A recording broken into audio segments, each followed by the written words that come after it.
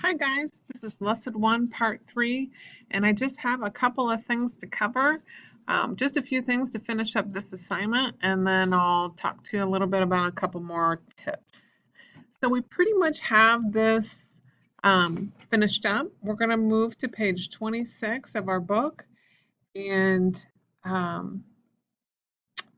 we're going to take a look at a few steps that we haven't covered.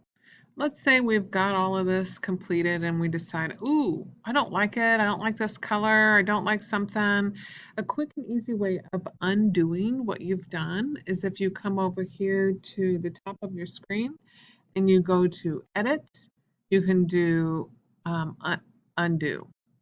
And that'll take it back to the last step that you've completed.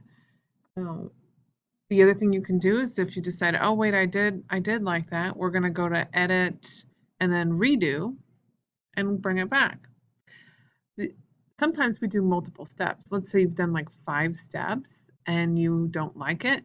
You can also hit Control Z on your keyboard, and Control Z will take it so that you can undo multiple steps. I think you can go back about 10 steps if you keep hitting Control Z.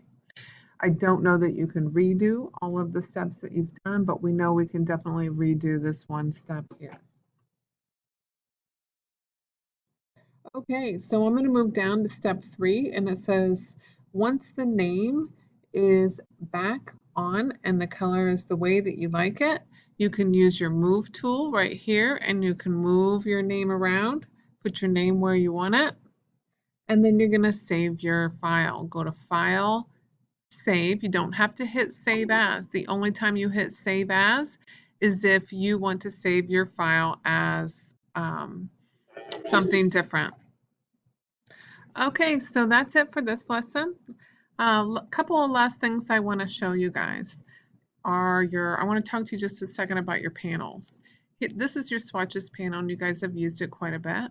You've also used your layer panel. These are all of your different layers. Let's say you've got a bunch of panels open, and you can actually take these panels and you can undock them. You can move them around. I'm going to show you some things that you can do. I've got a bunch of craziness going on with my different panels. One of the things, if you click this little double arrow, that means you can make the panel really small. So here's my history panel. I can make it really small, and then it'll go away and go to a different spot. So my swatches panel, I can make really small. There it is. I can even drag it and make it even smaller. The other thing I can do is actually X out of it, so it's completely gone.